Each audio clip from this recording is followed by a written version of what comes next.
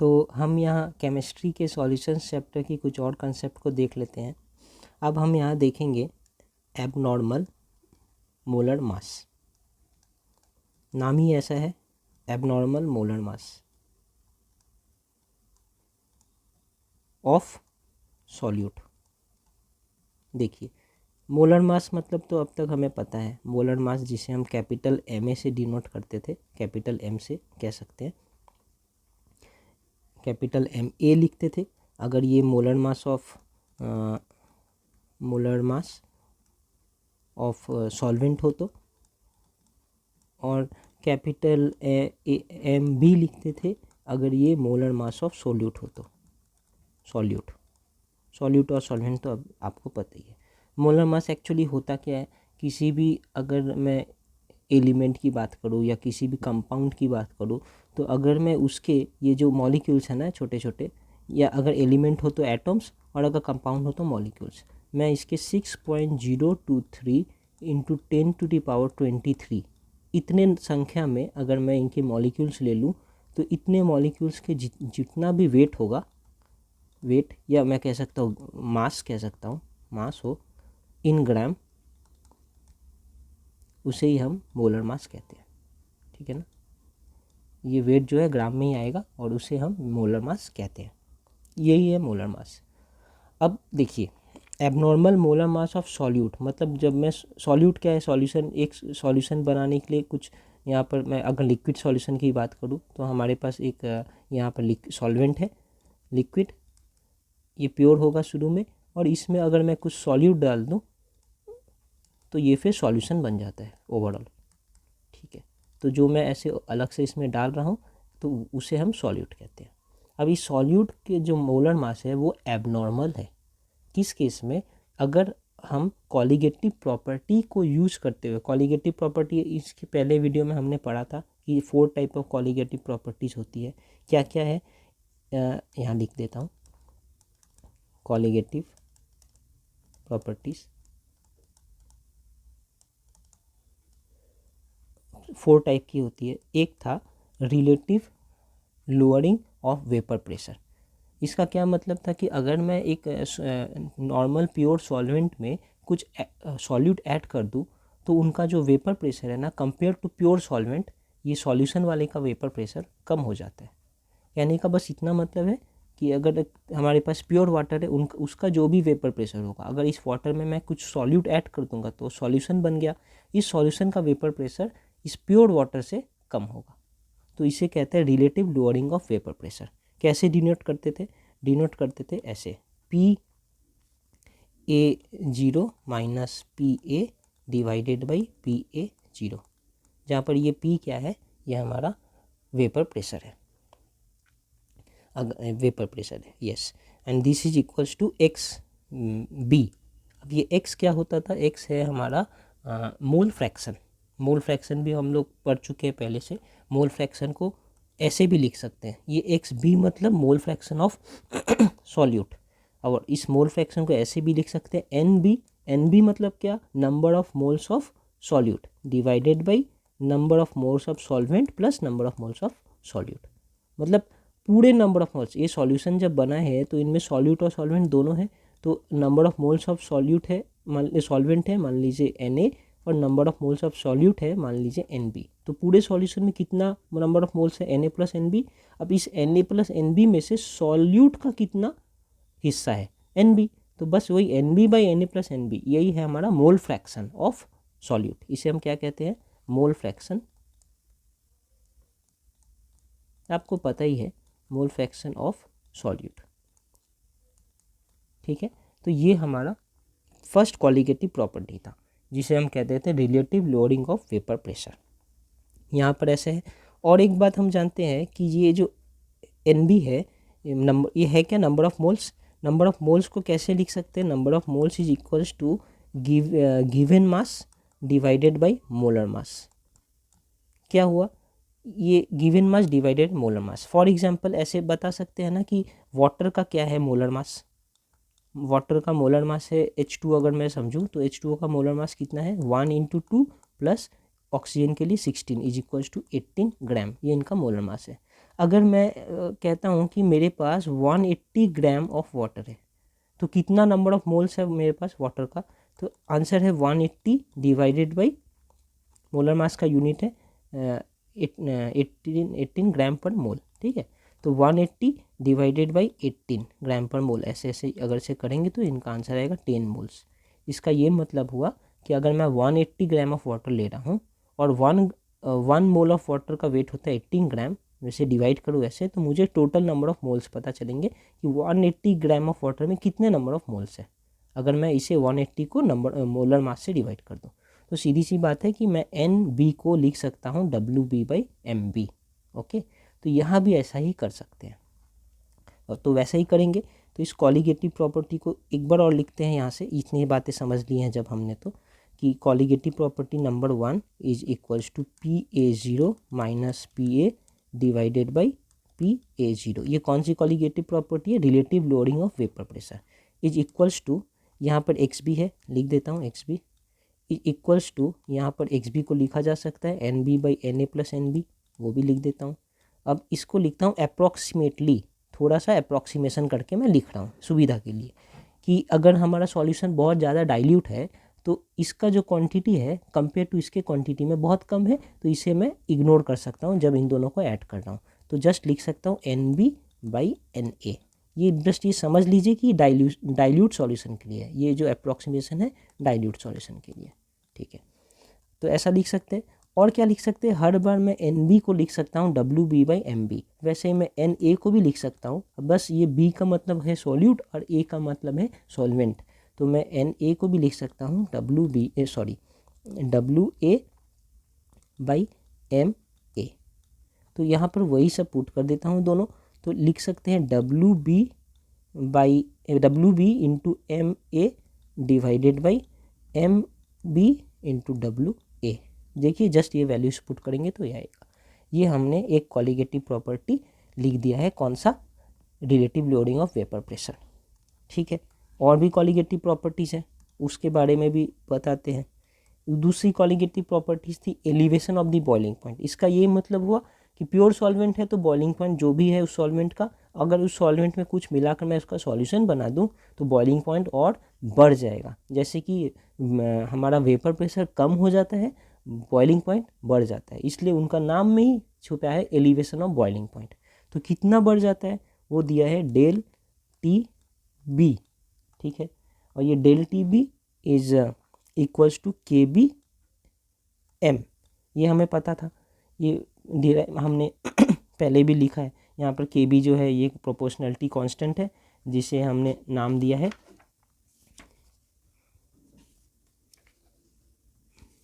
ये boiling point elevation constant या molal elevation constant. इनका यूनिट भी हमें पता है, इनका यूनिट है, ये सारी बातें आपको पता है, फिर भी लिख देता हूँ एक बार रिवीजन के तौर पे। इनका यूनिट है केल्विन केजी मोल इनवर्स, ठीक है, ये बातें हमें पता है। यहाँ से मैं इस m को ऐसे भी लिख सकता था, ये ऑलरेडी पिछले वीडियो में डिराइव्ड है इसलिए मैं फिर से नहीं लिख रहा, जस्ट फुल फाइनल लिख देता हूँ कि इसे ऐसे भी लिख सकते हैं 1000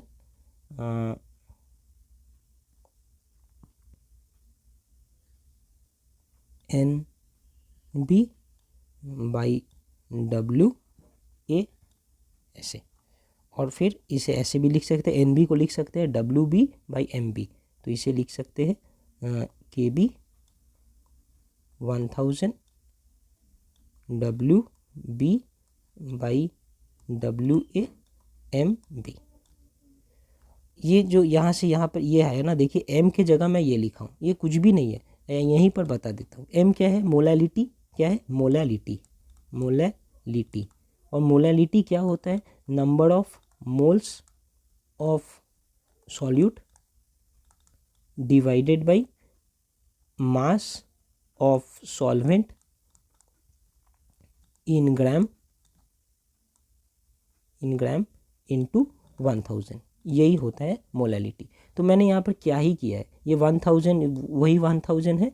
number of moles of solute क्या है? एन बी, तो N B. Mass of the solvent in gram क्या है? डब्ल्यू ए, ठीक है, इंटू 1000।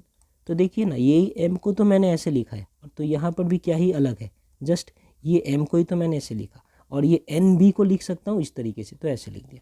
तो एक ही चीज़ को मैंने 2-3 तरीके से यहाँ पर लिखा है, कारण थोड़े देर में ही समझेंगे। तो ये एक हो गया हमारे दूसरी कॉलिगेटिव प्रॉपर्टी। तीसरी कॉलिगेटिव प्रॉपर्टी क्या थी, जैसे ये elevation of the boiling point है, वैसे ही depression of the freezing point. इसका ये मतलब हुआ कि प्योर सॉल्वेंट है या वाटर है, तो उसका जो भी फ्रीजिंग पॉइंट है, अगर मैं उसमें कुछ ऐड करके इसका सॉल्यूशन बना दूंगा तो फ्रीजिंग पॉइंट और कम हो जाएगा। फ्रीजिंग पॉइंट कम होने का मतलब क्या, जैसे बॉइलिंग पॉइंट ज़्यादा हो जाने का मतलब क्या कि प्योर वाटर फ्रीज हो बॉयल होता है 100 में, तो बॉइलिंग पॉइंट बढ़ गया, मतलब कि अब सॉल्यूशन बॉयल होगा 110 में फॉर एग्जांपल। वैसे ही फ्रीजिंग पॉइंट डिप्रेशन का ये मतलब है कि अगर प्योर वाटर फ्रीज होता है 0 डिग्री पे, तो अगर मैं सॉल्यूशन बना दूँ इस वाटर का कुछ मिलाकर, तो ये फ्रीज होगा -10 डिग्री पे। ये डिप्रेशन हो गया, फ्रीजिंग पॉइंट और कम हो गया, -10 हो गया 10 की जगह, सॉरी 0 की जगह। तो इसे हम डिप्रेशन इन फ्रीजिंग पॉइंट कहते हैं।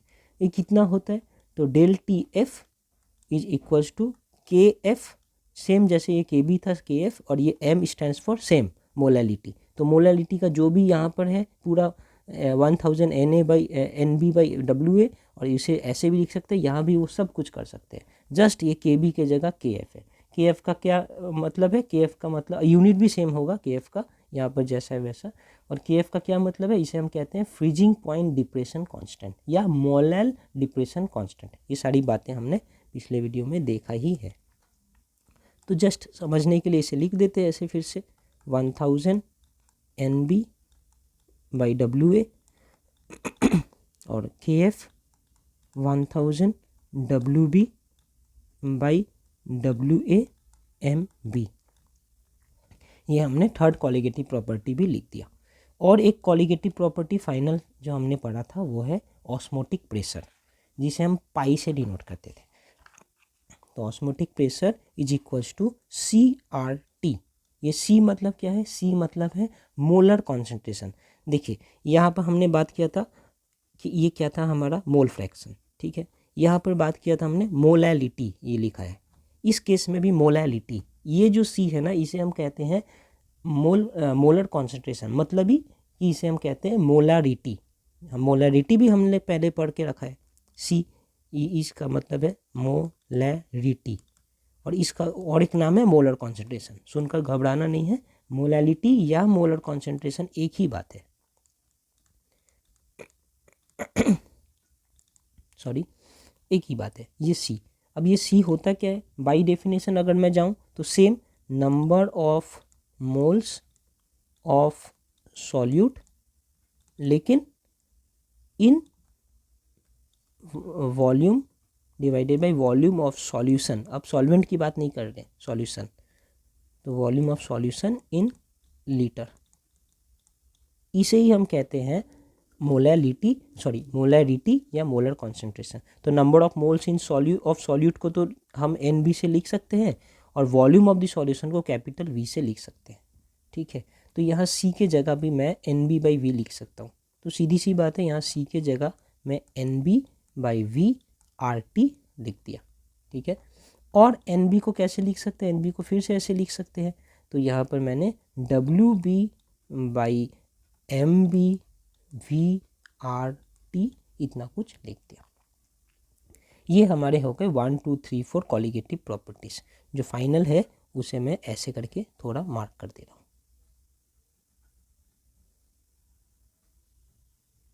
ठीक है। ये एक फाइनल है, यहाँ पर हमारा ये एक फाइनल है,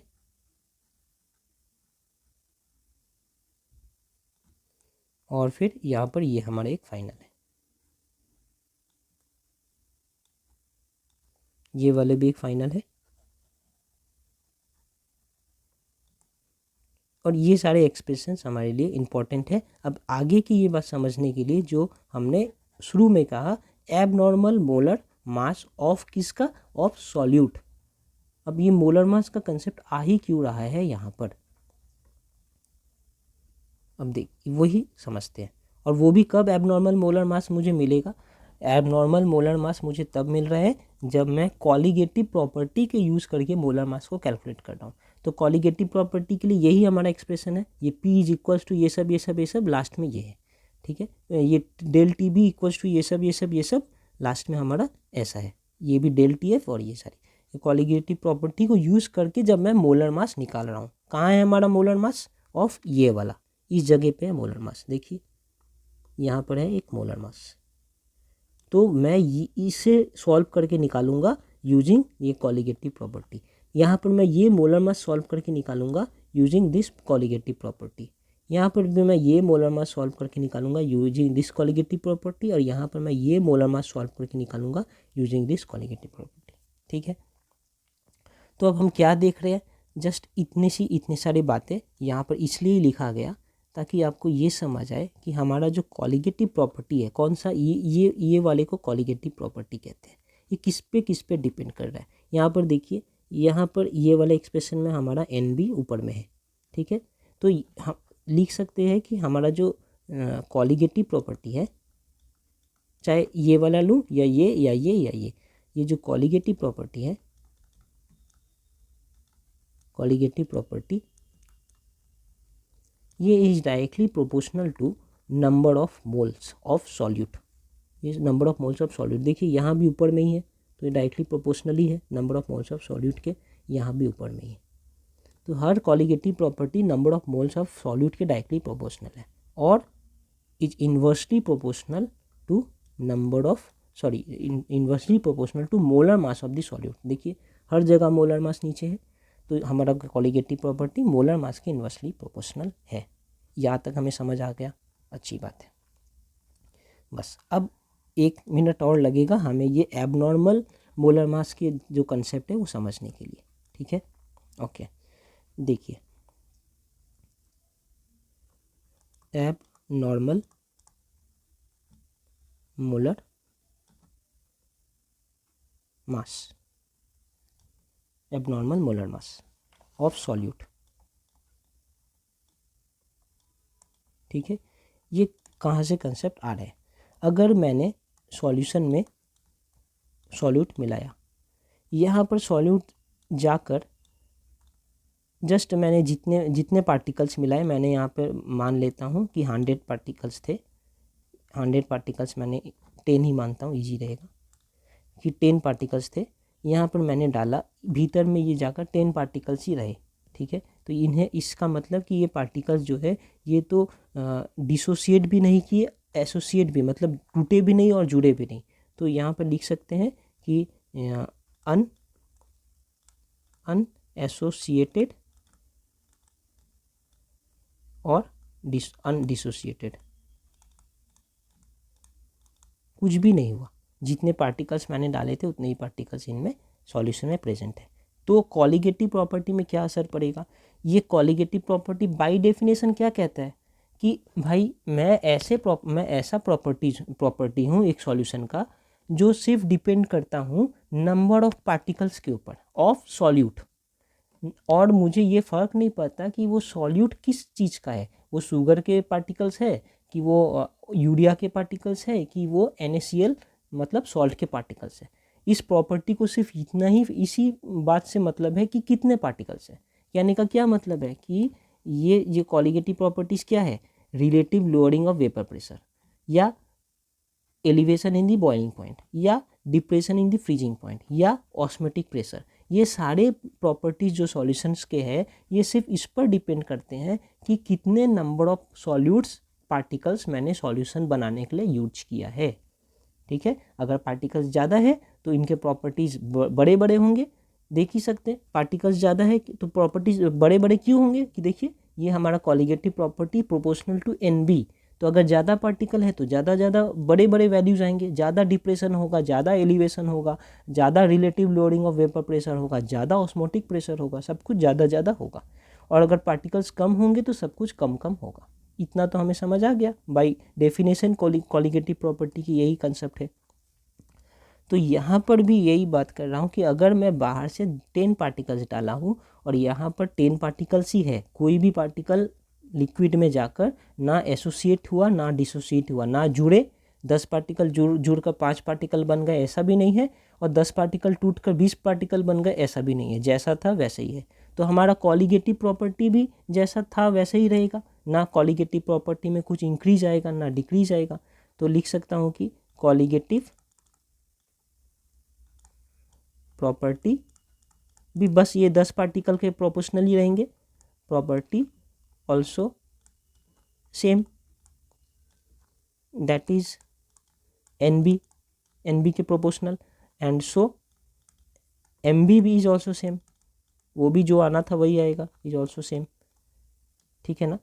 तो ये इनको जितना बढ़ना था उतना ही बढ़े हैं, ना ज़्यादा ये मतलब जितने 10 पार्टिकल मैंने डाला तो 10 पार्टिकल के अकॉर्डिंग ही ये कॉलिगेटिव प्रॉपर्टी में चेंज आया है।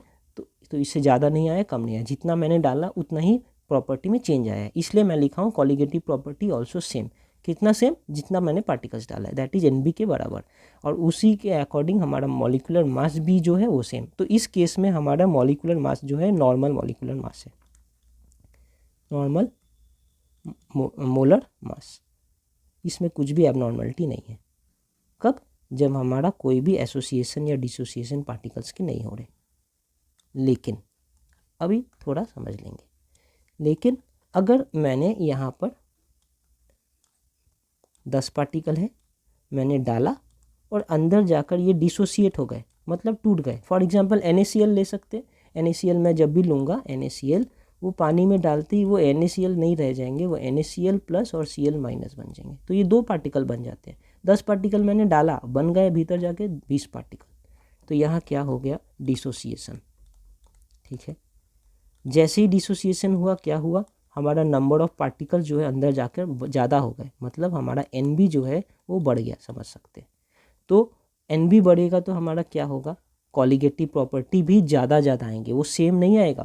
10 पार्टिकल के प्रोपोर्शनल कॉलिगेटिव प्रॉपर्टी अब नहीं आएगा। अभी कॉलिगेटिव प्रॉपर्टी 20 पार्टिकल्स के प्रोपोर्शनल आएंगे, मतलब एलिवेशन इन बॉइलिंग पॉइंट जो होना था जितना 10 पार्टिकल्स के प्रोपोर्शनल जैसे यहाँ पर थे, वैसा नहीं होकर ज़्यादा होंगे। तो हमारा कॉलिगेटिव प्रॉपर्टी अब सेम नहीं है, अब इंक्रीज्ड लेवल में, हायर लेवल में। ठीक है। जितना होना चाहिए था डिसोसिएशन के कारण कॉलिगेटिव प्रॉपर्टी के वैल्यूज़ जो है और ज़्यादा आ रहे हैं। ठीक है। Colligative property also higher. क्यों हायर? क्योंकि NB हमारा हायर है, इसलिए कॉलिगेटिव प्रॉपर्टीज हायर। और कॉलिगेटिव प्रॉपर्टीज हायर है तो हमारा मोलर मास क्या होगा? Lower. So MB is lower.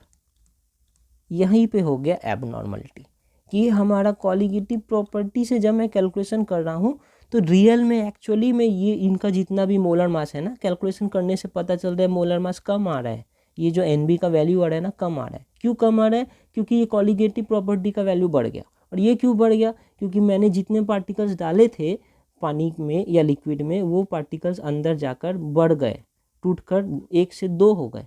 तो हमारा मोलर मास भी घटकर हाफ हो जाएगा, तो ये लोअर हो जाएगा। ओके। तो दैट मीन्स यहाँ पर हमें एबनॉर्मल मोलर मास मिल रहा है। ये आपने अगर समझ लिया तो आपने बहुत अच्छे से बहुत कुछ समझ लिया है। Lower abnormal lower molar mass, और कैसा होगा? ये लोअर होगा। ठीक है ना, लोअर। जो नॉर्मल है उससे वो लोअर होगा। ठीक है। ठीक इसके उल्टे अगर मैं ये समझूं कि मैंने पानी में सॉल्वेंट में मैंने कुछ पार्टिकल्स मिलाए, यहाँ से 10 पार्टिकल अंदर डाले, लेकिन ये सब एसोसिएट होकर 5 पार्टिकल बन गए। ऐसा किस केस में हो सकता है? बिल्कुल हो सकता है। कौन से केस में बताता हूँ। ऐसा हो सकता है अगर मैं यूज़ करूँ फॉर एग्जांपल, इसे कहते हैं एसिटिक एसिड। अगर मैं एसिटिक एसिड यूज़ करूँ, हाँ, CH3COOH, तो पानी में जाकर डबल हो जाते हैं। और डिसोसिएशन को ऐसे देना चाहिए सिंबल, वो पानी में जाकर डबल हो जाते हैं। तो CH3CO, सॉरी पानी में नहीं, बेंजीन में जाकर, क्योंकि एसिटिक एसिड है, ये बेंजीन में जाएंगे। यहाँ पर वाटर के संग इनका लिख देता हूँ, इन वाटर, तो समझने में ईजी रहेगा। ये एक एग्जाम्पल हो गया इनका। और ये एसिटिक एसिड इन बेंजीन, तो ये ऐसे होल 2, मतलब 2 बन गए, एक मॉलिक्यूल अंदर जाकर 2 बन गए। यहाँ पर 2 लिखना होगा ये बैलेंस करने के लिए। तो हर मैंने 10 पार्टिकल्स डाले थे, अंदर जाकर जुड़ कर वो 5 पार्टिकल्स बन गए। तो ये 5 पार्टिकल्स बन गए ऐसे इन बेंजीन। तो ये इनका एक एग्जाम्पल है। यहाँ पर क्या हो रहा है? एसोसिएशन हो रहा है। एसोसिएशन होने के कारण हमारा एन बी क्या होता है, नंबर ऑफ मोल्स या नंबर ऑफ पार्टिकल्स भी समझ सकते हैं, डिक्रीज हो गए। सो कॉलिगेटिव प्रॉपर्टी में इनका क्या असर पड़ेगा, हमारा colligative property also decreases, also decreases. और अगर कॉलिगेटिव प्रॉपर्टीज डिक्रीज हो गए so molar mass of the solute is higher, ये इंक्रीज हो जाएंगे। देयरफॉर अब यहाँ पे फिर से एबनॉर्मलिटी मुझे मिल रहा है, एबनॉर्मल मोलर मास, और वो की क्या है, नॉर्मल से ज़्यादा है कि कम, आंसर है नॉर्मल से ज़्यादा है। तो ये सारी बातें हमें समझ लेनी है कि जब एसोसिएशन होगा, सॉरी डिसोसिएशन होगा तो नॉर्मल से हमारे मोलर मास कम हो जाएंगे, जब एसोसिएशन होगा तो नॉर्मल से हमारे मोलर मास ज़्यादा हो जाएंगे, और जब कुछ नहीं होगा एसोसिएशन या डिसोसिएशन तब हमें जो नॉर्मल मोलर मास है, जो एक्चुअल है, वही मिलेंगे। इतनी सी बात है। यहाँ पर हमने एबनॉर्मल मोलर मास का कंसेप्ट समझ लिया। ओके। और इस एसोसिएशन और डिसोसिएशन ऑफ द पार्टिकल्स या कह सकते हैं एबनॉर्मल मोलर मास को कॉम्पेंसेट करने के लिए एक फैक्टर को लाया गया जिनका नाम है went half factor. Went half factor, इसे डिनोट करते हैं आई से। ओके। और ये वेंट हॉफ फैक्टर जो आई है इज इक्वल्स टू, आप लिख सकते हैं normal molar mass divided by abnormal molar mass. ठीक है। ओके। और भी कई तरीके से इसे लिख सकते हैं, उस सारे तरीकों को मैं यहाँ लिखूँगा। उसके पहले आप ये समझ लीजिए कि इन केस ऑफ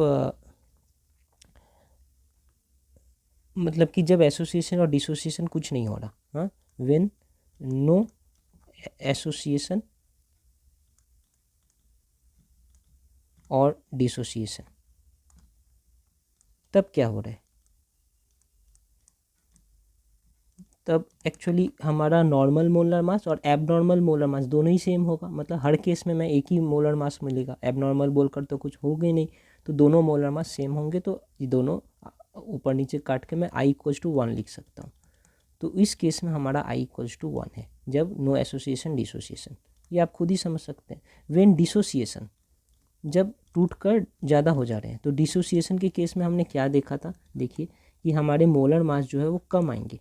इसका मतलब कि एक्चुअली जो है नीचे उससे छोटा है, abnormal molar mass is smaller compare to actual molar mass. तो ये टर्म क्या होना चाहिए, नीचे छोटा है टर्म, ऊपर बड़ा है टर्म, तो ये term will be greater than 1। तो I will be, in this case I will be greater than 1। तो ये हो गया हमारा dissociation. When association of particle हो रहे तब क्या होंगे, हमारा मोलर मास, एबनॉर्मल मोलर मास जो है वो हायर है, मतलब नीचे एक बड़ा वैल्यू है, ऊपर एक नॉर्मल मोलर मास का छोटा वैल्यू है, ऊपर छोटा नीचे बड़ा, that means it is actually less than 1।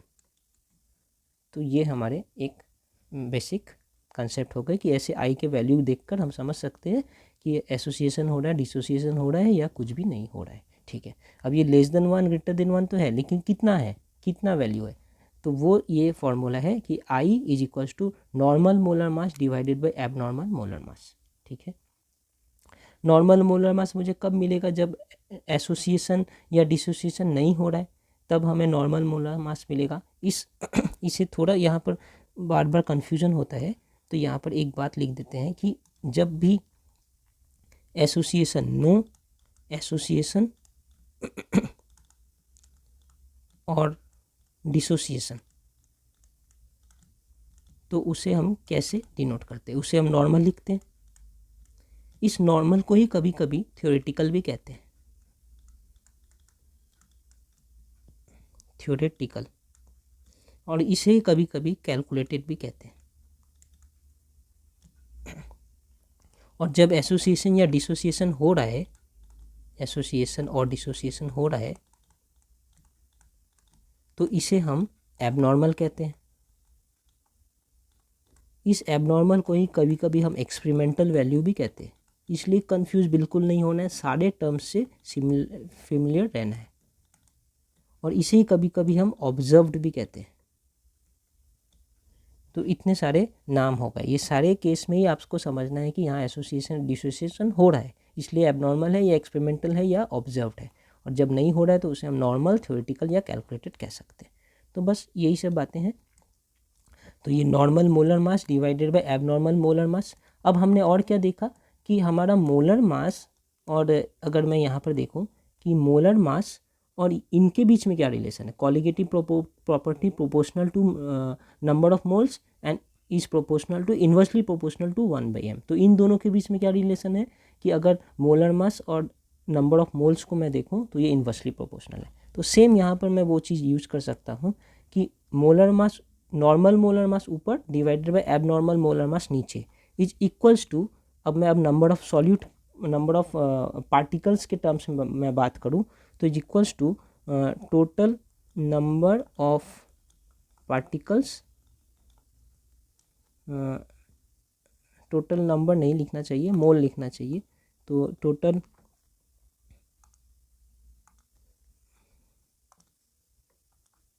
Mole of particles after, मतलब total mole of particles in abnormal case divide, just उल्टा हो गया ना इनका। देखिए ये normal molar mass by abnormal molar mass is equals to, just क्योंकि हम जानते हैं कि हमारा NB और ये जो मोलर मास है ये दोनों इन्वर्सली प्रोपोर्शनल है, तो जब ये नॉर्मल बाई एबनॉर्मल है तो ये वाला एबनॉर्मल बाई नॉर्मल होगा। तो divided by total molar mass, total number of moles of particles in normal case. अब नॉर्मल केस मतलब तो आप समझ ही रहे हैं, उनको अलग अलग नाम भी हमने यहाँ पर लिख लिया। तो कुछ भी एग्जाम में ऐसे दे तो आपको ये समझ जाना है कि क्या बोलना है। आई का मतलब है मोट मोट मतलब ओवरऑल कि normal molar mass divided by abnormal molar मास, या बोल सकते हैं कि number of particles in abnormal case divided by number of particles in normal case, क्योंकि ये दोनों ही उल्टे होते हैं एक दूसरे के।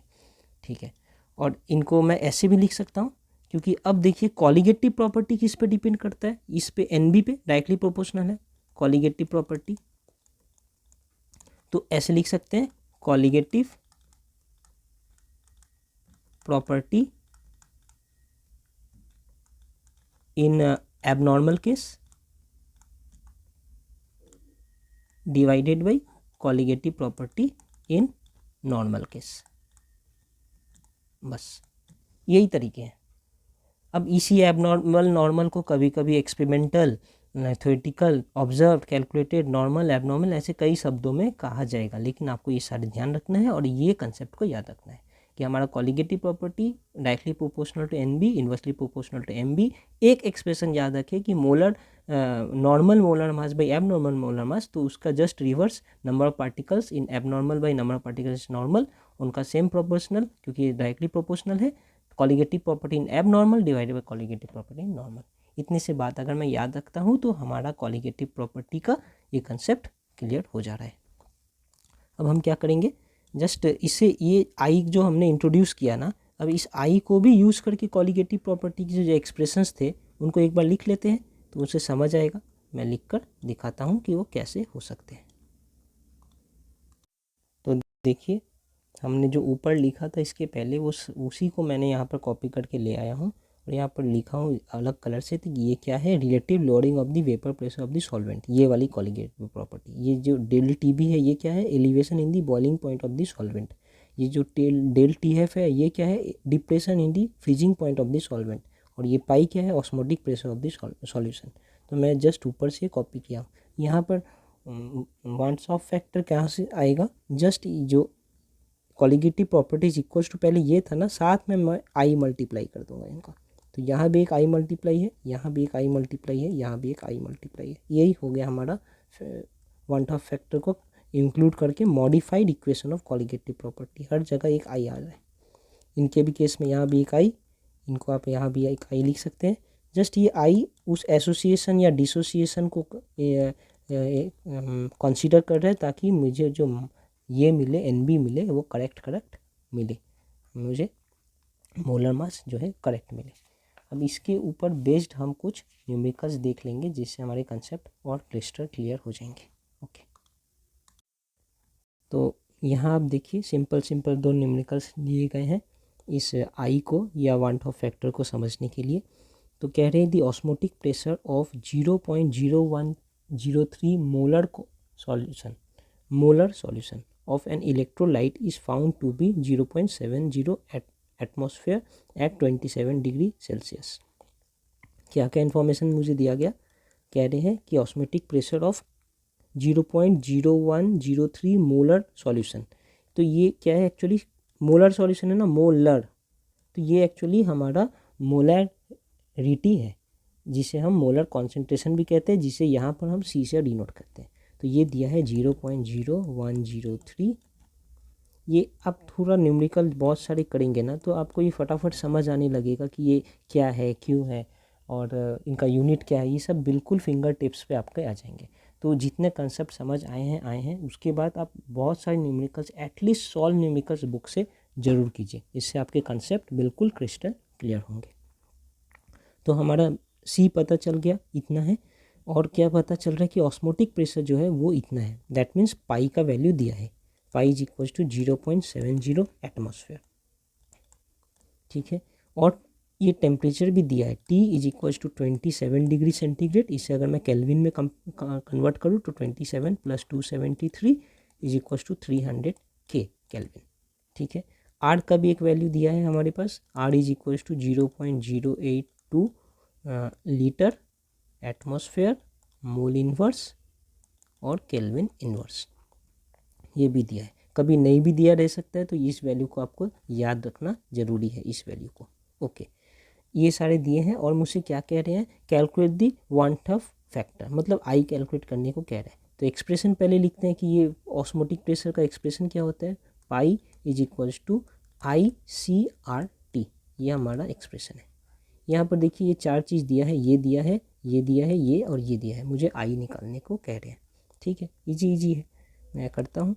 0.7 is equals to I into 0.0103 into R है जो 0.082 है इंटू टी है जो 300 है। इसे मोबाइल में कैलकुलेटर में सॉल्व कीजिए and I is equals to, अगर आपके एग्जाम में कैलकुलेटर नहीं है तो भी आप ये सारे न्यूमेरिकल ज़रूर कीजिए मोबाइल के कैलकुलेटर से ही, क्योंकि न्यूमेरिकल से आपके कंसेप्ट क्लियर होंगे। तो हमें ये मिल गया आंसर। और क्या कह रहा है, also determine the molar state of solute in the solution. अभी सॉल्यूट का क्या हाल है सॉल्यूशन के अंदर, मॉलिकुलर स्टेट इनका पूछ रहा है। तो हमें पता है ना कि जब आई इज़ ग्रेटर देन 1 तब क्या होता है, आई इज़ ग्रेटर देन 1, यहाँ पर देख लेते हैं अगर याद नहीं है तो। आई इज़ ग्रेटर देन 1 इसका मतलब कि डिसोसिएशन होता है इसका।